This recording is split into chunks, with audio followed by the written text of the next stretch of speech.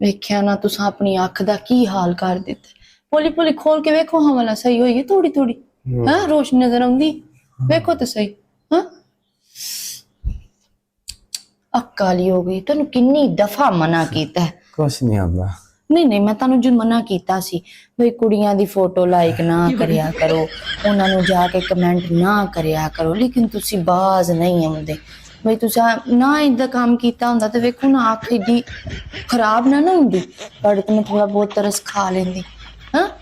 ਅਤੇ ਸੋਚੋ ਤੁਹਾਡੀ ਅੱਖ ਦਾ ਇਹ ਹਾਲ ਹੈ ਕਮੈਂਟ ਕਰਨਾ ਜੇ ਉਹਨੂੰ ਇਨਬਾਕਸ ਕਰ ਦਿੱਤਾ ਹੁੰਦਾ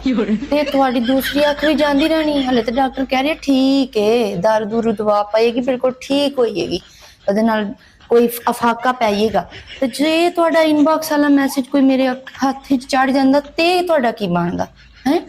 ਕਿੰਨੀ ਦਫਾ ਮਨਾ ਕੀਤਾ ਲੇਕਿਨ ਤੁਸੀਂ ਗੱਲਾਂ ਦਾ ਅਸਰ ਨਹੀਂ ਕਰਦੇ ਹੁਣ ਖੋਲ ਕੇ ਵੇਖੋ ਰੋਸ਼ਨੀ ਨਜ਼ਰ ਆ ਰਹੀ ਹੈ ਤੁਹਾਨੂੰ ਇਹ ਤੇ ਮੈਂ ਸ਼ੁਕਰ ਕਰਿਆ ਕਰੋ ਤੁਹਾਡੀ ਜ਼ਿੰਦਗੀ 'ਚ ਜਿਹੜਾ ਤੁਹਾਨੂੰ ਮੈਂ ਐਡੀ ਅੰਡਰਸਟੈਂਡਿੰਗ ਵਾਈਫ ਮਿਲ ਗਈ ਹੈ ਜੇ ਤੇ ਕੋਈ ਹੋਰ ਹੁੰਦੀ ਤੁਹਾਡਾ ਸੋਚੋ ਕੀ ਬਣਦਾ ਅੱਛਾ ਜੇ ਮੈਂ ਨਾ ਤੁਹਾਡੀ ਜ਼ਿੰਦਗੀ 'ਚ ਹੁੰਦੀ ਕਿਸੇ ਹੋਰ ਦੇ ਨਾਲ ਮੇਰਾ ਵਿਆਹ ਹੋਇਆ ਹੁੰਦਾ ਤੇ ਫਿਰ नहीं नहीं मैं किसी का क्यों बुरा सोचना है भला